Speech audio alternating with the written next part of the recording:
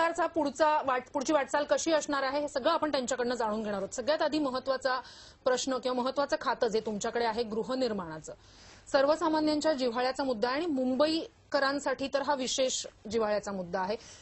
सर्वसामान्यांसाठी घरं उपलब्ध करून देणं, त्यांना परवडणाऱ्या दरात कशा पद्धतीनं यापुढे सरकार त्याकडे पाहणार आहे आणि कशी त्यावर कार्यवाही असणार आहे? नाही, या मुद्द्यावर पाहण्याची सुरुवात झालेली आहे। जवळजवळ 50% आम्ही त्याचा अभ्यासही पूर्ण केलेला आहे आणि शक्य झालं तर मार्चच्या आधी आमचं हे कार्य पूर्ण होईल आणि मुंबईमध्ये 11 लाख एफोर्डेबल हाऊसिंग करायचं स्पष्ट कल्पना आणि संकल्प जाहीर केला आहे आम्ही। MMR विभाग आणि मुंबईच्या बाहेर इतर त्याचा आकडा अजून नक्की केलेला नाही, पण तरी साधारणतः 7-8 लाख घरं तिथेही सुद्धा करणार। परंतु 11 लाख घरं एफोर्डेबल हाऊसिंग मुंबई शहरामध्ये म्हणजे मुंबई शहर उपनगरामध्ये करायचं हे निश्चित आहे।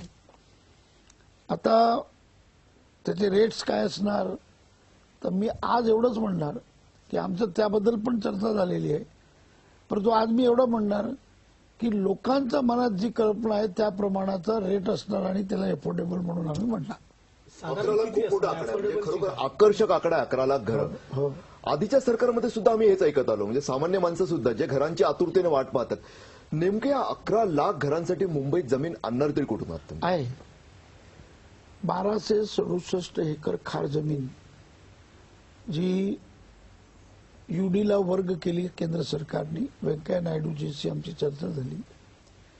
जवळजवळ ती 2500 एकर जागा फक्त एका पट्ट्यात एकत्र जमीन आहे जी, त्या 2500 एकरमध्येच 11 लाख घर तयार होतात, 400 फुटाचा एक घर असं।